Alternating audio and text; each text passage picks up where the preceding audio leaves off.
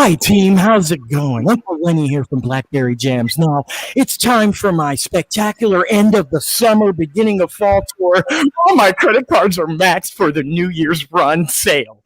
So today I just have a few items that'll get me to the show. Now, the first thing I have is I have the sweatshirt that John Kay was wearing the day that he got fired by Further. And it still has the seams, and you can smell the broken dreams on it. I'm selling that for $9.99. Next item. I've got pure Peruvian bath salts here. Now, look, I know some of you kids poo-pooed bath salts, but let me tell you, in the 90s, it was the best. That is literally how we got all those jams you love. Next item. Now, this was really hard to find, and I'm sorry I had to kill the rare creature that made it, but I found this rare wook wand that I've reconstructed. And I'll sell this to you just for a gas card so I can get to Eugene. If you just have a gas card so I can get to Eugene, I will trade you this wook wizard wand. Okay, next item! All right, everything's fine. So I have right here a bowl of really good fluff. It's either 25 pieces of candy with really good fluff with 4 pieces of something that put me in the hospital, or 25 pieces of something that put me in the hospital and 4 really good ones for the low price of $2.99 or half a ticket to the forum. If you have half a ticket to the forum, that's great. Okay, I have one more item. I've got a candle here signed by Jesus Christ on his first tour, and as you can see, it's his original signature. It's the one he knows. You see, it says J of Naz. You know it's a real one. Next item. Okay, I've got a Mike Side party pack, which consists of some kink tape, some weird underwear, a Cody bracelet in case you need something, and some socks for when you need to get dressed later. Next item! All right. I've got the 2 Section 119 shirts that I wear to funerals and weddings. This one I wear to weddings, this one I wear to funerals. Next item!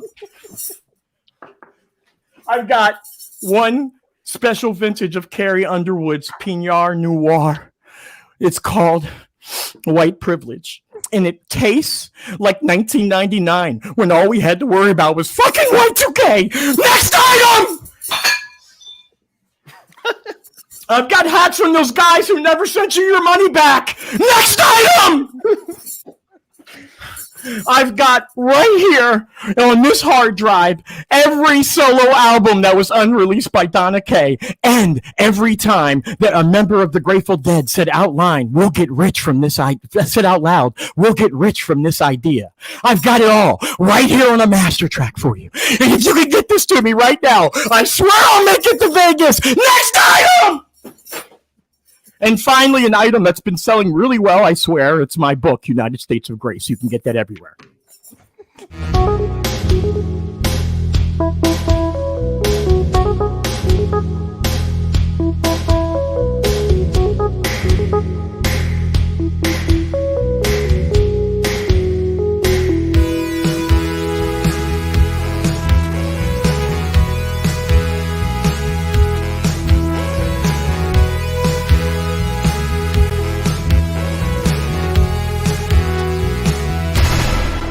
wook+live. Hey, how's it going? I don't know why I was selling on you. Welcome to wook+live. We are back for another episode, season 2. Thank you for joining us. Go ahead and subscribe, like this video, and subscribe. I want to get that out of the way because we're not gonna bullshit right now up front. We're gonna go right to the guest because I am pumped for this conversation. I am so looking forward to this episode. Ladies and gentlemen, Miss Leslie Mack and Miss Lenny Duncan from Blackberry Jams. How you doing? I like how you said miss. Hello. I didn't know. Hey, how's it going? Now, if people watching don't realize this, Lenny, you just did that live, and yes. Holy shit, you nailed it. That was funny as fuck. Well, I mean, like, did anyone check their credit? I didn't hit. So for one thing, if you hit, fuck you forever. Yeah, I got no holds here. No holds barred. No holds here. No holds here. I don't fucking care about your dream or your fucking perfect fucking New Year's. I could give a fuck about that. All right. No. That's the first thing. Right. I hope they cancel your flights. I hope you don't make it. I mean, let's be Everything, honest. all of it, all Right. of it. Unless you're not a chomper, right? If you're not a chomper and you're quiet, then you can come. But geez, Fish is killing me, guys. I mean, I went on tour and my trailer got stolen, like $11,000 in the middle of the season. We talk about that, I think, coming up in an episode. Yeah, we do. It was so sad. That's awful. Oh, it was awful. He really took one for the team, was like, I'm going to go on the road. Yep. And then he was like, they stole my fucking trailer. We Stole my laugh- fucking Off the We laugh at lot. a lot of we laugh at a lot of woke behaviors. That shit ain't funny. Oh no, it wasn't. It wasn't a lot. It was Get that Portland shit Wooks. back to Lenny. It was Oh. Portland Wooks. It was Portland different kind of Wook. Ooh. Not Yeah, the different not the anti-fascist variety. More like the I've been houseless for 30 years and this fucking mayor doesn't care variety. Oh, You know? yeah. So it's a different fair. kind of Wook. Yeah, Fair. look, I'm not mad about it, but so my whole point is though, god damn, when I put in for the tickets, I was like, please let me hit. Please, God, don't let me hit. Because I don't know if I'd be able to eat this week. So Right. And I never think about that until after you put the order, and then you're like, oh, that was probably a big fucking mistake. But you go anyway. I mean, that's the thing. You still make could it happen. not go, but we all go, don't we? But How about- sometimes buying the ticket is the impetus to make it happen. Because once you have the ticket, you're like, well, this is real. I have to go there now. Let me figure out where I'm going to stay, how I'm going Right. to get Well, there. the gods have blessed you, right? You've been tapped. So it's sort of like you have to follow through. You don't have choices in the matter. You just got to go. Yo, I just want to say we sound like all of our future fucking divorce fucking as someone who's just recently divorced, let me tell you that's exactly what my counseling sounds like. Well, I had to This go. sounds like a support group, right? Like we're I got the tickets. Look, I don't understand her fucking problem. I got the tickets. The gods touched me. we could all be in fold Those are the chairs in the rules. middle of Those the are the basketball rules. court. We're in the church basement. It's like it's okay. Oh, Change 100%. everyone's oil. Oh or man. whatever it was. Yeah. Oh my god. Oh my god. Well, thanks for having us on. Yes. Yeah. Leslie, Happy you want to to tell be them about here. who we are, what we do, since you're the only one who can, get a straight, intelligent thought out most of the time. Can I? That. I don't know. I prepped hard for this show, so Did you prep hard? I be love forewarned. I prepped super hard too. The only way you're supposed to in Oregon. Boom. By the way, I love having professionals on that do this and generate content, because it's like I probably should have guided the conversation that way and introduced everything, and you guys are right on it. I could look it up and we're good to go. We're just Well, taking for what- notes over here. Well, listen, I mean, we're getting we're getting paid in the big ice cream over there. So, we're getting You mean we're getting Ben and Jerry's ice cream? That's right. Maybe. I don't know. I don't know why you conveniently brought that up every time I open my mouth about fish, but yes. I'll just You know why I open my mouth? To eat Ben and Jerry's ice cream. No, so It I is do the- want to go back before we get too far off, because I feel like you and I, Lenny, are going to be on Tangent Circus tonight. So Welcome to my world on a weekly I love it. I basis, dig y'all. it. so bad. All right, but let's bring it back to Leslie was going to give the audience and us a little bit of background with Blackberry Jams, how you guys got started with this, and what you're doing with this podcast. Absolutely. Yeah, I'll be the straight woman for a moment. So Blackberry Jams is a new podcast presented by Ben and Jerry's that we came together. Actually, it's a very wook story of how this actually came to be. Oh, because- I'm not Super woke. surprised. because Lenny and I have been doing like a bunch of other Black liberation and justice work together in faith spaces, and when you meet another fan with a PH, something happened. So as soon as we connected on that level, it was on and popping. So we just were talking constantly. Well, you And disclosed first, right? I And, did. I did because disclose in the I black dropped- community, it's like that. In the black community, Like, it's kind of like you it's just, like you say that. disclose. You're like, Hey, by the hey, way, hey, by the way, by the I know way. what your emoji means. I know it Yeah. means that you love the cactus. You I fucking recognize freak. that tattoo. FYI. Hey, you fucking freak. Hey, I know what it looks like when you smoke Deemsters in church, you fucking freak. I think I saw you on Lot in Camden. I swear I did. So so we were talking about all of this, and Long May They Run came out, the podcast, and we were like, oh, such an interesting, kind of trip through the Fish Fantastic. And it was also like super, super white. And It was super white. Super white. Unintentionally, right? You only know, know what just- you know. You only know what It you is know. what it is.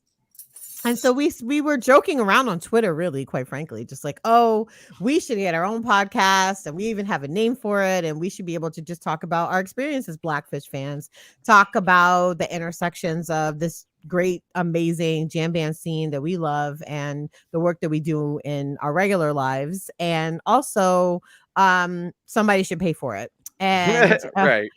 friend of your show, Jay Curley, happened to see these tweets. Shout out to Curly over at Ben and Jerry's, and he hit me up and said, hey, listen, like let's talk. We could maybe make this happen. And when you sent me that screenshot, that was the wildest screenshot of my life, because like to like put it in perspective, I think, Leslie, you were knee deep in digital strategy around the Georgia election. So you were like literally trying to save democracy. Thank you. I was. You did, by the way. Yeah, thank you very much. I mean, debatable. I mean, tune in to our show. We're debating that right now live. But I mean, and I was like getting my ass kicked at the time. Like at the time, now look, the Oregonian, which is the most conservative newspaper in Portland, just released an entire report that the DHS admits. Curly's here. And Curly's here. But Department of Homeland Security admitted that they were kidnapping us on the streets, that they were holding us, they were making up things about us, and that that the President of the United States, under direct orders of the President of the United States, to create a narrative about these anti-fascists in the streets. When from our perspective here in Portland, it was like taxi cab drivers, 7-Eleven workers, and a little old lady who cuts her fucking roses, who's tired of tear gas, coming into her house. And it's not, and it wasn't a group of black people. There's very few black people. It's like a couple dozen black organizers and a lot of like really riled up like accomplices and allies a lot of times. Right. You know what I mean? At these things. Angry white folk that are pissed off too now. They're like fucking mad about it. So to get that screenshot is my point in the middle of that. When Leslie sent it to me, it like I mean, like Jay's here, so I'll just say it. Like that probably saved like my life for those couple weeks. It like gave me something to be like, okay, like we're gonna keep going. Like shit, people are noticing, and like even if I die, I'll fucking be flush in ice cream. That brings. And I was my dream was to get a pair of dunks from them, though, since we do have him here. I do want a pair of dunks. Anyways, I need a fucking pair. I'll stop. Stop harassing Jay about it. Okay, that brings a lot of context, though, because one of the observations I made, Jay, through Jay, I found you guys and I'd listened to it, and you guys have a passion and energy that you don't see in like tired content creators, right? There's something else to all of this that's like, I think the thing that makes me love your podcast the most, like I love the writing and the creativity, but the energy behind it. So what you're describing and like that realness of when it became a thing, that kind of makes a lot of sense. I get that context because that comes across really well in what you guys produce. Yeah, I tweeted the other day, I was talking about Curly, and what I said was this project, the podcast, just even having it to do has been this bit of joy in the midst of some of the most difficult work that I've had to undertake as an organizer, and especially as a Black organizer. And so it's been a lifeline for me. And so when you hear that energy, it's because I know that, there's some time in my week that I get to like leave some shit behind and really like lean into the fun parts of my life and remember about this great community that I belong to, and talk about the things that are important to me in a different way. So it's been really fantastic. And whose baby was it? Was this, Leslie, you had come up with the name and the idea and everything, or did they come to you and say you want to do a podcast and you? No, Lenny and I had been talking about doing a podcast together since like about 6 or 7 months before Curly saw my tweet. About fish. We kind of were just like, oh, we anytime something came up about fish, we'd be tweeting each other about it publicly, saying like, oh yeah, we should have a podcast, tagging Trey, fan, tagging Trey. Somebody should fund this. We should have our own podcast. So it was something we had been putting out there for a while. And then I had one thread that I really pushed, and I was like, we really have some shit to say about this intersection of our work and this community and this music that's so nourishing to us. And I think that's what Curly really picked up on, was an opportunity to, just to put us on air and help people hear what we had to say. I mean, sometimes Uncle Luke, but I also would say that I mean, what I find compelling about the show, and even though I play it up sometimes, like I play the role of the audience, right? Like sometimes there's certain things that I know, and I just act like I don't because it just helps the narrative of the show. And playing that role, sometimes I find myself really sitting at Leslie's feet in a way that, as her friend, in the middle of the struggle, as you're burned out, you stop hearing people you love. Right. So Leslie's constantly raising the alarm about things around the country, things happening around Black women, organizing legislative stuff. And I sometime starting around 2015, the noise got so loud that it got hard for me to even hear my friends. Right. Yeah. And the wisdom that they had to teach me and the things that they had to show me. And so a lot of times when I play that character on the podcast, that's me earnestly fucking learning and trying to demonstrate as a cis man, you can learn, right? Because and that was like one of my big realizations in seminary. I thought I was coming up with all these new ideas. Really, what I was doing is just following the curriculum and reading the book, like The Women, and learning. But I was like, oh my God, I just came up with something, and everyone's like, yeah, dude, yeah, dude, right? chapter 4. It's like we all read it. Right. Wait, and so I gotta ask how exhausted Leslie is, because that sounds like a lot of fucking work, constantly sounding the alarms and ringing. I mean, how you do it?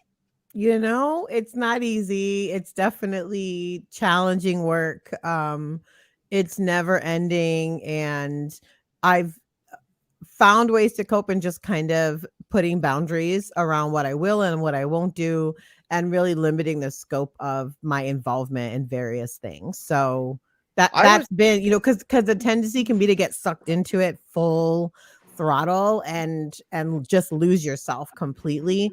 And I'm no good to anybody when I'm like that. And so for me, it's really been about kind of what are the buckets I can carve out? Where are the places where I can say, yes, I can commit to these things. I can commit to this amount of work. I can commit to these deliverables and make it manageable for myself, but still effective. So. Which is good organizing, right? Easy on ramps, easy off ramps, making sure that you're taking care of yourself in the work, taking care of, I'm a fucking case study in that from last summer. I mean, if you watch what happened to me when I went full tilt from like May on, you look at me in February, I'm like fucking wandering the desert, literally divorced, like literally, and like had to go through like that whole journey of like, wow, like, my entire world has been flipped upside down because of the thing that I always warn people about, like taking care of people and making sure you don't go past, the point of really no return. And I, in a lot of ways, like this podcast, Leslie's wisdom and a lot of other things, people coming around me really, saved my ass, and Fish Tour. Like, I was so grateful to be back. And Phil. Yeah. Going to that first Phil show on July 4th, man, like fucking saved my ass. That old weird guy who's at the front door was like, "Welcome home, Lenny," and I was like, oh, felt that shit in my bones. I was like, oh. No doubt.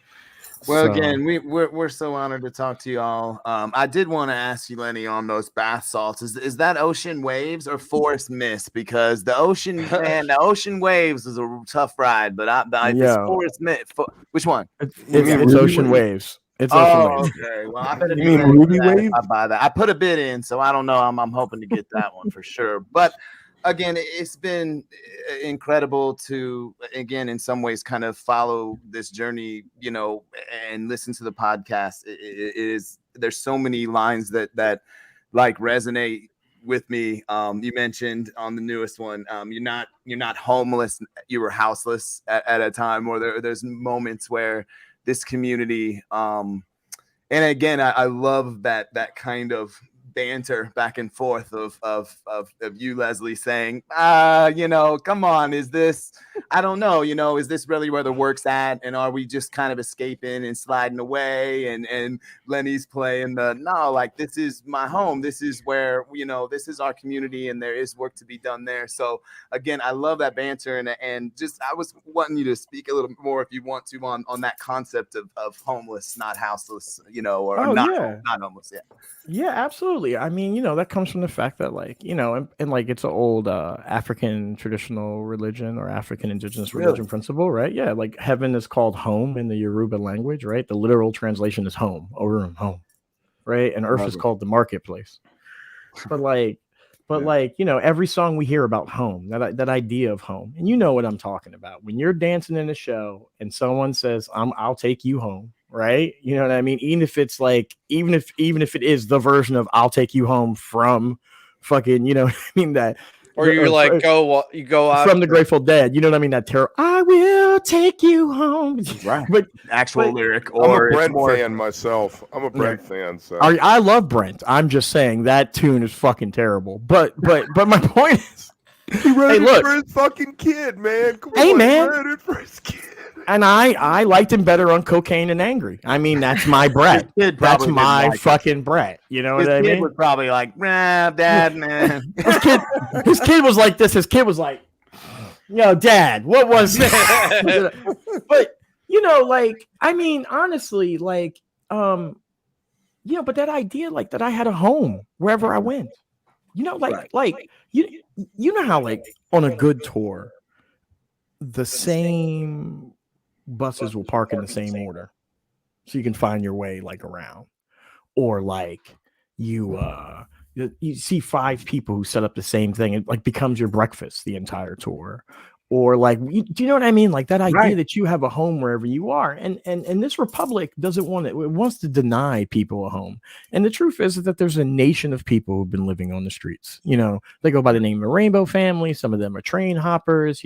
We call them Wook sometimes. Sometimes we call them Gitano. We have all kinds of names for them, right? You know what I mean? Or just the encampment down the street. But, what we never really look at is that, this is the most undercounted population in the republic. And we're talking tens of millions of people. And we're failing them, like you said, Leslie. Like, direct aid saves lives. Like, I mean, just give. I mean, there's money there. Just give it. Stop. With some of this philanthropy where we're having, you mentioned, like, dinners and banquets and whatnot. Like, again, it goes back to, sometimes where, as much as some corporations and Ben and Jerry's, what a blessing they are to the corporate world and the work they do. We also know there's a lot of folks doing one side, they're talking one side out of the other. It's the angel and the devil working on them. And so it was so good to hear your perspective always. Again, it's just an incredible, again, and what I want to also go back to is the production and just how much fun you guys had earlier when we were just chit-chatting. I was like, hey, we're like in the middle of the podcast. Like, this is the podcast. We're on Blackberry Jams. It was really cool. Yeah, it's funny. We didn't know what our vibe was going to be like. We know how we are as friends, but it's different when you're putting together content. Y'all know what our roles were going to be and how we were going to play off of each other. And it was like, even the first episode, our producers were like, okay, yep, we get it. That's it. Like, yeah, that's it. Yeah. It's so natural. Yeah. And it's funny too, because like I'm notorious for complaining on tour. I'm notorious for being the fucking guy. Like, all of tour, I was always the guy who was like, that fucking guy's racist, or blah blah blah blah blah, or like, I was a hassler. Oh. If I was a hassler, and so. How about Parent of the Year? We got to talk about Parent of the Year at some point, because I know. Oh my god! Oh my wow, Lord. that was a brutal Wook of the Year. So we have different awards. We have the Wookiees. This man, Parent of the Year, and not in a good way. But we talk about balloons maybe too much on this show. But boy, wait, so give some context here. Give some context. I know I should, and I'll. If you want to go away from it, we don't have to. No, I'll tell the story. It's right up the story. So early on tour, I was so disappointed. I couldn't believe it. So it was my first show. I couldn't make it to Arkansas, and like I couldn't make it to Georgia, and I was like trying to pick up that trailer that got stolen. So like they're fabricating it for me on the way, And it's yuppie fucking Mad Max out there, so you can't buy anything. So I had to stop in 3 states to get my hitch installed on my van. And so I make all these stops. I get it. I get to the show. It's the first show. Someone I'm dating, Sarah, she flies out. We're hanging out. It's super great. And we see this guy who's like having all these moments on, because it's a little shakedown there with his son, like showing him crystals and pins. And it's like super Hallmark. And then the balloons come out. And shit, I never even thought about that. And then the balloons come out. And then he does a balloon. And I'm like, because it's hard being a parent. I have a 23-year-old kid. I was not there for 13 years of it. I was only there for 10 years of it. Shout out to all the parents out here right now going through it. Like, everyone talks about a pandemic of the unvaccinated, but they're talking about the kids. It's like, you're so savage. Right. You're so savage and you don't even know it. And fucked up. Yeah, we're talking about so people's fucked kids. up. And so we're lining up, and it's Sarah's first show, so she like throws something she doesn't have to, so I make her go back and get it. I'm like, it's not that kind of scene. And we're walking back, and here's that dad, and he's got 6 balloons in his hand, and the kid can't be no more than 6 or 7. Maybe it was like one for every year. He had one for every year. He had like tops. You know what I mean? Like, or maybe he was just like a small 10-year-old. I don't know. Right? But what I know, Benjamin Button, he's actually 87 years old. It's fine. It's fine. And this Nashville, like Broadway vibes. So the cops are just standing there, just like, they don't give a fuck. They're tapping each other and pointing at him. You know what I mean? They're pointing at him like, well, this guy. And he takes all 6 balloons down before he walks inside. We're at the door. We're like right by the gate. And like, I hate to embarrass a guy like that. You know what I'm saying? He was standing too. I'd be scared as hell taking 6 balloons standing up like That's that. what I was thinking. I was like, what if it's 6 seems to be like a very low level for him. So what's his top? That's what I was really thinking about. They definitely weren't them $40 balloons. No, And look, I watched because I was like, is that guy just blowing up balloons that he's picking up off the ground, which is gross, and then giving them to his kid? Like, either way, during COVID, I was still. If it was nitrous, actually, that'd be right. It'd be less dangerous if it was nitrous. You know what I mean? Maybe he's a vet, and I need to shut up. Yeah. No, but like it's hard for me because I grew up in Philly, right? And one of the first things I did when I was a kid was go get a nitrous license. That's like one of the first things we did. Like, you go get a nitrous license. It's $225. You're broke and you're going on tour and you got $200. You got $200. You gonna take that $200 and make some ganja goo balls? Come on, man. Yeah, but you can't do that. Come on, fam. Now with the tanks, it's all so organized that you can't just show up and. Oh no! Well, I'm saying I'm from Philadelphia, so I wasn't one of the people who just showed up. But I'm just saying, like, people at Dick's who were whole working it. We saw the whole system where they run up and another guy run up and they pull tanks out and more organized than I'll tell you. I'll be honest with you. The day I quit doing that stuff, and I've only done it a couple times, right? I was mostly just getting them for the house. But the day I quit doing it was after I think it was the mountain jam where that one kid died from balloons, exactly. And so we were like, oh, let's get a tank with a bunch of silencers, black balloons, and hoodies, and only go out at night. I feel like this is a good opportunity to update everybody about T Strong not being here. He's alive. He's all right. He just took the night off. That's our buddy that loves balloons. Who's usually here at the wild card game out there in LA. But yeah, that was the night like I stopped doing that stuff. You know what I mean? It was just gross. You know what I mean? I was just like, what am I doing right now? And I wasn't even making money. I was hanging out with it was just like a weird thing. And I was just like, why do I hang out with folks who do this? What is this about? This is so bad for the scene. And, and like, why is it the first thing we think of? Like, how can we make a buck off this? Right. Well, because I mean, the better ways of making a buck are maybe hard or not available. Right? Like maybe that wasn't available to you at the time. So there was the easier way to make a buck doing that. I mean, yes. But I don't do that stuff in my own community. So like, why am I doing it on tour?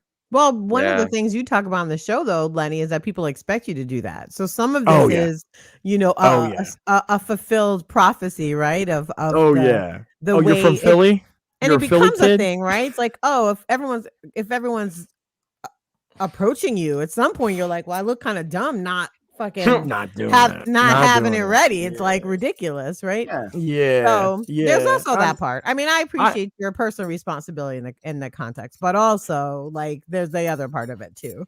Yeah, my thing Right. is like it took a long time to become a kid who knew his only job was to walk inside. That was like a 20-year journey. Wow. That was like a 20-year journey to like be that kid to be like, I'm here and my only job is to go inside. I love that. That's a good thing to keep in mind in some ways, right? It does get so overwhelming in the other parts of it, the good and the bad, right? Because I think that's definitely some of the good parts of our community, right?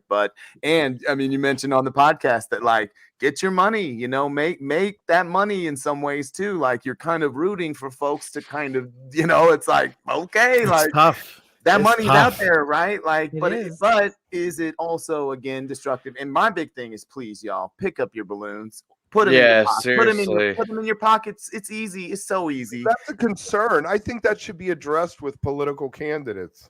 There you go. That is a Did concern. you That guys- is a It's concern. very real. That Did is you a guys concern. know Went here, our very own Kevin Hogan's actually running for Congress. No, really. We decided because we want to support him. We do this media on international television that we were going to host a town hall and give him an opportunity to answer some questions. So if you guys don't mind, maybe we'll take a minute and we actually got some footage from this town hall. So Oh, well, you Sounds know, we're good. highly Maryland interested in District 8 political stuff. Congress Town Hall with candidate Kevin Hogan, sponsored by Spliff Cannabis. Here's our first question. Candidate Hogan, a few months ago, I lost my job herding butterflies down at the camp because of a marijuana conviction. Is there any way that you can get rid of all the marijuana convictions so I can go back to herding butterflies? Candidate Hogan, what do you say? That question is extremely relevant right now, and I plan to take a strong line on this issue. I want to go to Washington to solve problems and answer questions like yours. Let's keep things moving. Next question. My question is actually real simple. I'm wondering, instead of defund the police, we change the slogan to fund Jerry's kids. And what we'll do is we'll just take all the money for policing in the area and remove it so we can house houseless kids from old Jerry Garcia band tours locally in the area. Give them new skills like learning how to make drug rugs and hair wraps. And then after we rehabilitate them, we have them be the local police force. Candidate Hogan. That's a great question, and it's going to require bold decisions, and I'm ready to make those bold decisions. Interesting. All right, how about another question? Can we get a doggy daycare on Shakedown? My Australian Labradoodle Mastiff named Magnolia is always getting lost on lot. I have to chase her around. I have to yell at other wooks to try to find my dog. It is very, very disturbing. And I would like for some sort of doggy daycare, doggy's day out, to be included in and on Shakedown Street. Could you do that for us?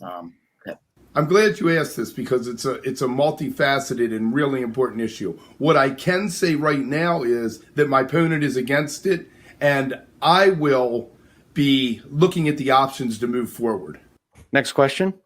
Mr. Hogan, in the district on my way to work at the organic coffee beanery, I always pass a bunch of homeless people, and since I use Venmo, I don't carry any change on me, and I feel guilty about walking by them and not being able to donate. Is there a way we can get them maybe a house or some Venmo so that way I can donate to them and not feel guilty on my way to work? We have a 5-step program to deal with that problem. Duck, dodge, dip, dive, duck. Next question. Okay, so this is a new law in the district that's going to solve racism, capitalism, heteronormativity, and patriarchy. Now hear me out. When you turn 18, the first day you go to vote, we make it a law in the district that you have to eat 2 hits of fluff. And if you still believe that bullshit, by the time you get to the voting booth, you can vote for anyone you fucking want. What do you think about that, Candidate Hogan? I think we should consider the implications by looking at the multiple layers of this issue once I'm in office. And then I'm going to be able to come up with the best solution to deal with your concerns.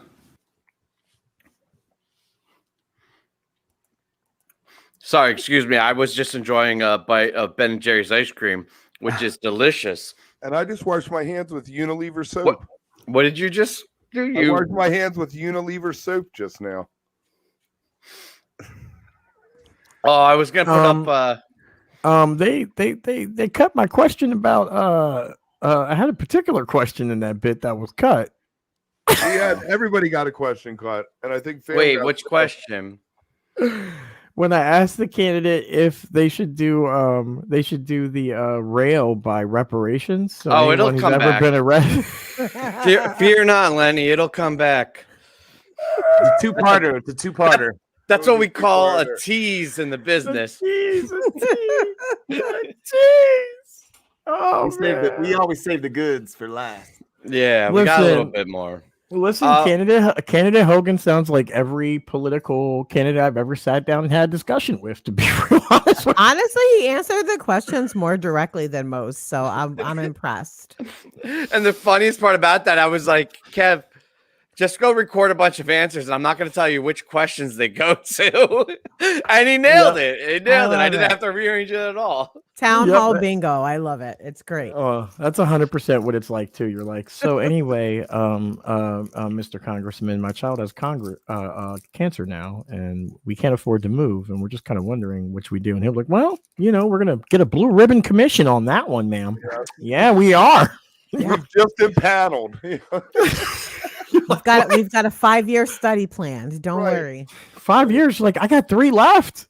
You know what I started with? I Googled political buzzwords. And then I had a list of phrases and buzzwords, and I was like, you're just gonna build the answers from that.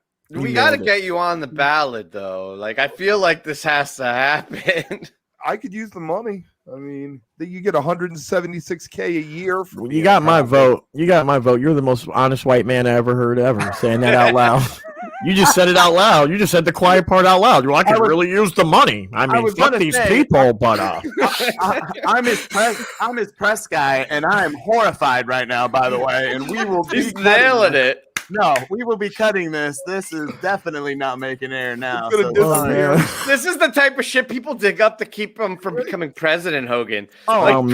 10 years I'm not so sure about that. This seems like you could get in the White House with this, actually. Yeah, this might actually be good. Yeah, this might work. This might good. All he needs is a casino. That you're right. I hate that you're right. Oh, man.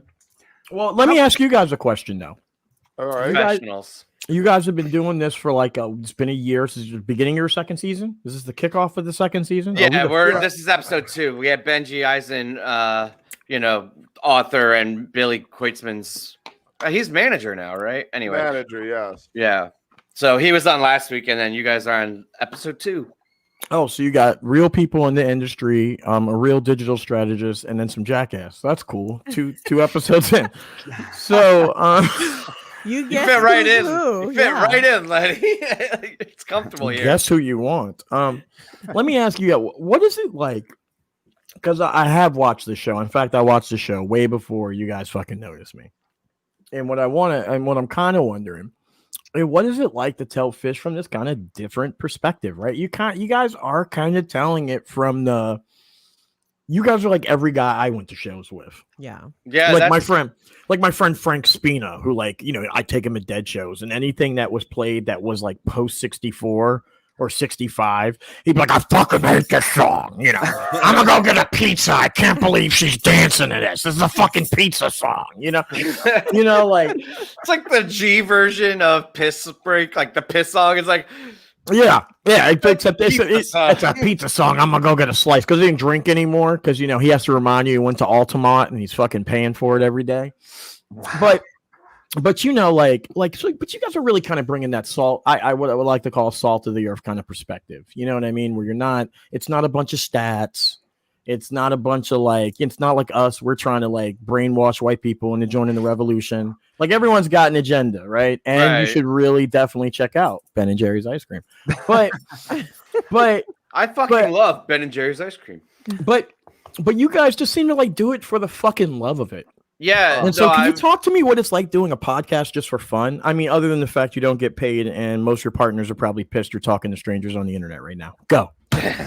Yeah, well, so we don't. I want to say we don't have a mission or goal at all. While it's not as like poignant as like your mission or as driven corporately as like Osiris, we do like to learn. So one of the things that the goal of this is to meet people and become. I was talking to Fam about this before we got in the green room. It was like, if I saw you on lot and we didn't have this show, I might like do that like head nod, be like, yo, and then walk on, right? But now I'll see you. I'm gonna come up and ask to give you a hug, and if you consent, I'm gonna give you a big ass fucking hug, right? And like that's one thing is to learn and meet people. But then the other thing is these are just my best friends right now. Like we found ourselves in the pandemic in a situation where we didn't know what the fuck was going on, and had a lot of extra time, and so we just kind of started having these Zoom calls to hang out. And then one of our buddies, Chad, that was part of it, was like, this is funny as shit. We should broadcast this.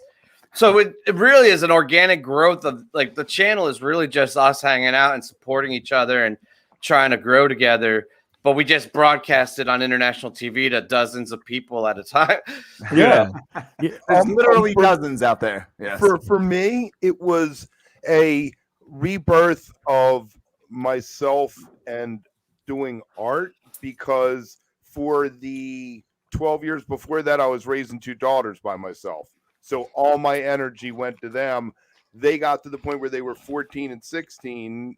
And I was like, okay, they can hang out in their rooms. I don't have to, You're done. You're done. It opened up a door and it really. You're like, here, guys, this is marijuana, and I'll see you in 4 years. Exactly. But I get what you're saying, Kev. No, 100%. I know what you're saying. Right, 100%. Like that's. I think in some ways, like Trey at the Arkansas show, he said, "Thanks for saving our lives." You guys don't get it. And like this saved us in some way. I don't want to speak for all the guys, at least for me. It really, again, has opened so many avenues. Fuck yeah, man! I 100% I agree. Well, that's what I was noticing is that you guys were sort of like kind of came up. I've been very interested in art that's been emerging during the pandemic, and It's like different. It definitely has had an effect, right? Well, I mean, usually when 5 white guys get in a room and say, "Wow, this conversation's really good. Let's make it a podcast." It's not that fucking good, right? Let's be honest, right? So it definitely it's usually not that good. But I mean, you guys, it's compelling because there are times where like we get to watch you grow and like we get to watch you fucking, like do those sort of things. And it's just been, I'm very interested in the things that like, especially what Went was just talking about, right? Here's a guy who hasn't done art in a while. Fucking world starts to burn. He feels a spiritual awakening and he's like, oh, art again. I'm interested in that. What I mean? We have this safe space where he can take those ideas and run them through the gauntlet and get good constructive criticism, but also support with it. Right. Well, that's what they give us. That's what these guys give me and I give them, I guess. Most of the Midwest is his safe space, just so you know. He's got a whole range he can roam in. Exactly. But no, to that point that Wook was saying up there, I mean, there is Lenny, I'm almost 99% sure, and I followed you for a long time as well on Twitter. I just incredible story. And I saw you dancing at Deer Creek. You were back of the lawn, right? And I knew it was you. But I just, it's one of those moments where you don't know whatever situation it is, you were feeling it. It's like, do I want to come up there? This dude that looks like literally every other dude in this place and go, oh, Lenny, right? I know you from Twitter, man.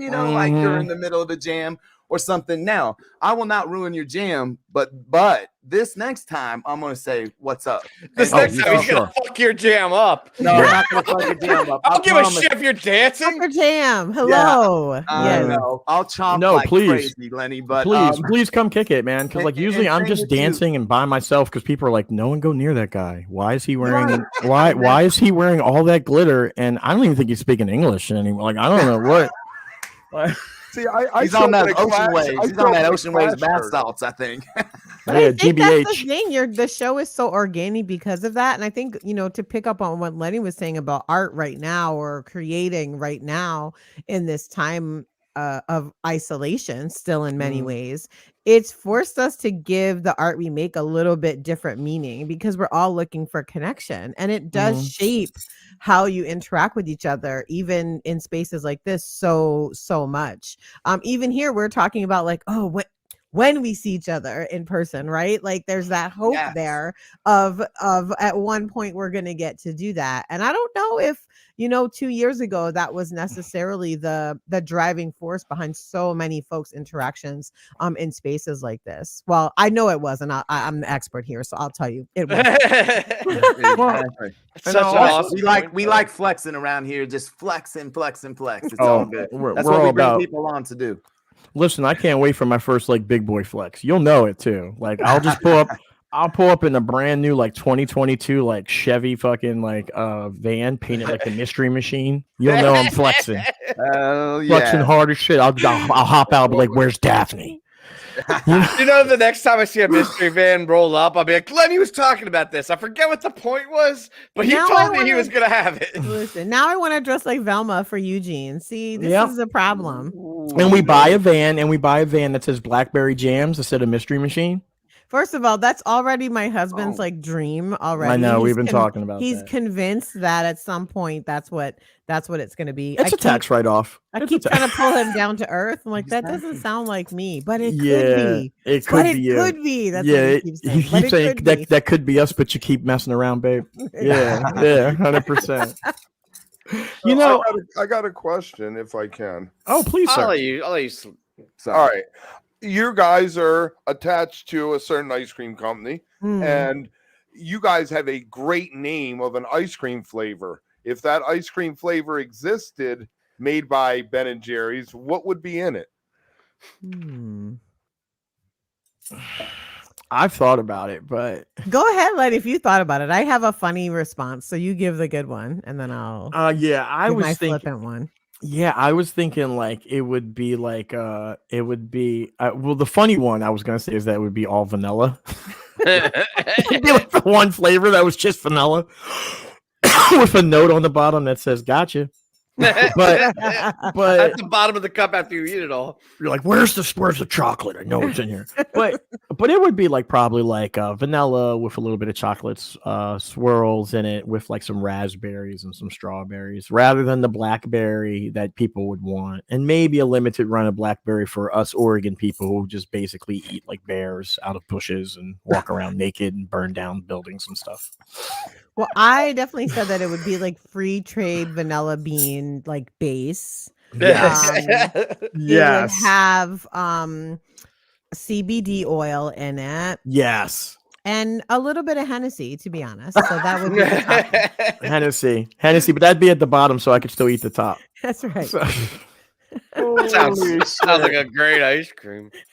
Yeah, Jay, get that done, man. You're still in here. Come on, Get on that. Jay's not still watching. He came in to support, wave. He made a comment. Shout out. He's like, I got other He has things kids do. to put to bed. He's I not got here. kids so. and shit. Yeah. Yeah, once we acknowledged him, he was out of He's here. gotta turn off all the trees in the forest in Vermont. He's So like younger. they stop turning on all the Oh, he's look at on that. it. Oh, He's on shit, it. he's still here. He's got us. God, we gave Jay a Wookiee last year, and his acceptance speech was fucking brilliant. Like, yeah, he's not like one of those guys that like it's just all talk. Well, I mean, it was talk that impressed me. So he's either really good at the talk or super authentic. But man, if you haven't seen that, I highly suggest you go look at last year's Wookiees. We can send you a timestamp. We can send you a timestamp so you can just go to that. You know what? Maybe I'll tweet that out. Yeah. I'd love to. I mean, I talk about Curly all the time to his face and sometimes not to his face, but I rarely give white men compliments, but I have complimented Curly quite a few times and specifically around what you just said, which is that he really genuinely shows up in ways that people need him to, which is really different than showing up in ways you want to, and it's really great. Yeah. I and what's interesting about him is that he's also a genuine fucking fan. right? He's not like, like, look, it'd be easy to be the CMO of, or you know what I mean, or to be the marketing guy over at some company This that has to be like, super awkward for Jay, by the way. oh yeah, It's like, oh, you're still here. I Let's know talk he's about sitting you. home right now, so Oh, mad, so mad. But it'd be easy to be like, oh yeah, I love the boys. You know what I mean? If you're Right. at that position. But this dude, like, Right. really, he loves the scene. He wants to see it be improved, and he's willing to invest what little bit of influence and power that he has. And that's like the definition of an accomplice, right? Because Yeah. Black people are tired of allies. We got enough allies. They're all on Twitter, and they Yeah. all got and it's all in their bio. So I'm gonna. It's like I it's actually, like Tinder. It's like Tinder, right? Like Tinder out here, that like how girls be like, I want to date a black. What they write is like a cab. Like I like okay, Right. relax, like relax, right? Like yeah, we like, get it. we get it. Like But- like trust me, we get it. But my point is like, dude, like dude's an accomplice, which means he's willing to take the risk. And it was a risk to take us and to take this podcast, right? An accomplice is someone who's got skin in the game and might actually lose. Like, that is his Well, job. it's like that was like the right after the summer protests and everything started. All these companies were like, we stand with BLM, we stand with Black Lives Matter. And Jay was just like, fuck that shit, dismantle white supremacy. He was out there and he was like, we're not fucking around, we're not pussyfooting about like what we're doing. Like, this is what the mission is. Well, it was an existential crisis, for Black people in the Republic. And to be real honest with you, my message always to people who are watching this thing is what they do to us in the dark, they will do to what they do to us in the daylight, they'll do to you in the dark. Your conversation on the various episodes, because it's kind of a runner through it about the Gilded Cage, speaks and rings very true. And I felt like when I'm just giving like a personal glimpse of my reaction to it. It felt like something I always kind of knew was there, but never was either willing or able to admit or see fully. And you say that shit and you're like, yeah, man, because I can feel it out of compassion for others, but to identify that it's coming also to me is like, it's hard. It's crazy. Yeah. Well, no, and that's a good example, by the way, of why people should listen to your fucking podcasts. If you haven't already, like, these conversations are amazing. Well, and it's hard to talk about, right? Because the thing I talk about in my work that I know Leslie's not a big, like, super fan of, right? Sometimes too, but like the truth is, like, why? And I always explain like this when I go speak to a church or something. And they're like, "What do you mean by defund the police?" Because that's the thing. He said defund the police, and you're like, well, what I mean by defund the police is that policing in America is dangerous for Black and brown people, and a byproduct of that is that it's dangerous for police. And here's why. It is not standing up for police to take a kid who's been at war in Afghanistan, give him 6 weeks worth of training, and then put him in the same neighborhoods that I live in that are incredibly messed up for 12 hours a day with no PTSD support, with no training on de-escalation, with no way to talk to houseless people, and none of those skills. So you put this dude in my neighborhood where everything looks like a nail and you hand him a hammer. Right. And the truth is we're into policing in America because we don't love our neighbor. We don't want to know why the guy. We don't trust them. We don't love them. We don't want to know. Nothing. So I'll call my hired armed concierge service and they will show up, and I don't have to know why my neighbor beats his partner. I don't have to know why the kid across the street is houseless. And I don't have to know why the guy around the corner hustles. All I have to do is listen for the gunshots and know that I'm safe.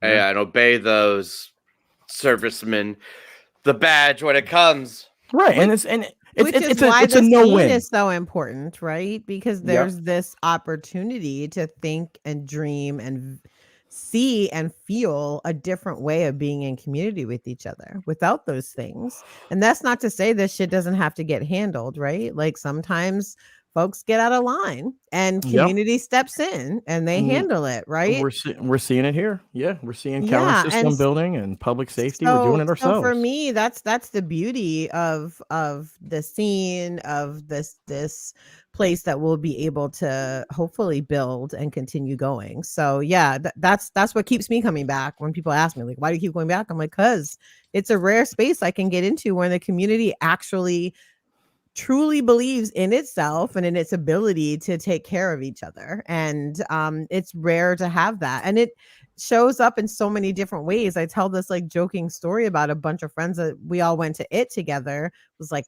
10 of us or something in like 3 cars. We like camped out in Acadia and then we got in and everything.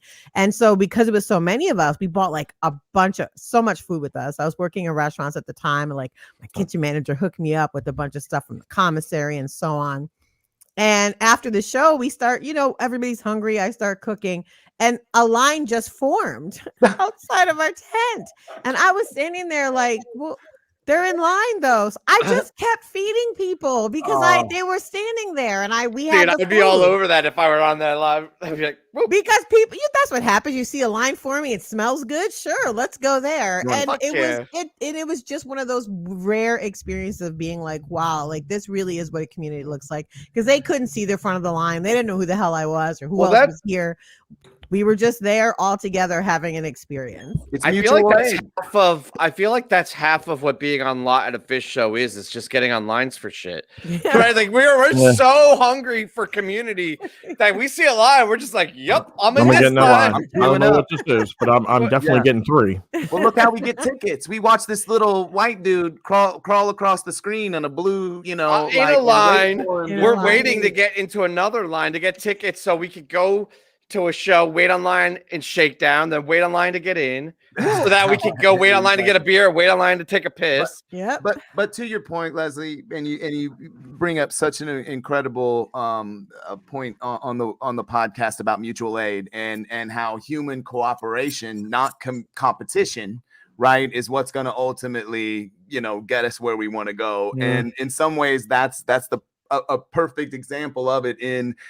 It's not intentional in some ways. You're cooking food, people start lining up, you just start feeding them, because again, and it's not, and you hope that when you walk by some tent, tomorrow when you roll through, there's somebody cooking and they're feeding you too, and there's a good chance it is. So and you think about where that stuff, you learn that stuff too, right? Like I learned that stuff on tour. Like I learned that you're supposed to honor travelers when they're by the side of the road. You're supposed to feed hungry people. You're supposed to clothe people. You're supposed to care for the other. I learned all that stuff on tour because I didn't have anywhere else to learn it.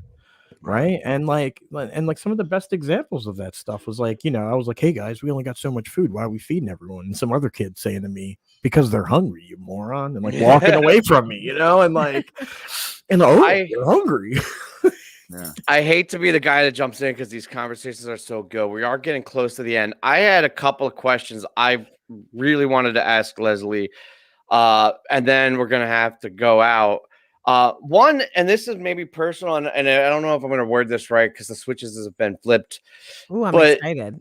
Yeah. Hot seat. You seem to be a genuinely happy and passionate and driven person but you're also dealing with your life as an organizer and even as with this work with Lenny and the podcast with some really fucked up and serious topics. And I was just curious what you do to deal with the anger and the hate and to prevent it from absorbing your soul, right? Like, because I get angry and I'm not in it 24/7. I feel like you're really in it. And how do you deal with that anger and all the hatred that goes with it? Yeah, for me, it's been about creating a lot of support systems around myself to ensure that I'm like really buttressed and supported. So I have a really amazing spiritual community that I get to depend on. I have, my husband and my family that I lean on. And we have some really specific protocols in place when it gets really bad. And just some things that have to happen. People need to be informed. I have calls that I get on with folks that I know can hold me in those moments. It's really about, for me, it's about being prepared, knowing that the bad part is going to come and I am going to crash at some point or something's going to hit me really hard on one day that didn't, the month before. And then, it's for me been a lot about who I'm working with and what kind of care we have for each other and how, I talk about all the time that as organizers, the way we actually build the world we want to see is how we go about doing our work, not just the outcomes, not just the not every campaign is going to be successful, but if we created a community atmosphere that fosters connection, then we did our jobs really well. And so those are the things that sustain me continually. That's awesome. That's a really good answer. All right, I got one more. I am going to ask you to kind of revisit what you've already discussed on your podcast, but I think it's such an important thing, a message. When you guys discuss what you can do, when you're asked the question, well, what should we do, right, with our privilege or our influence? What is the action item? I've heard a lot of different takes on this, but I thought yours was the best. So I wanted to give you an opportunity at the end of the show to reiterate what the viewer should do. Yeah, I mean, here's the thing.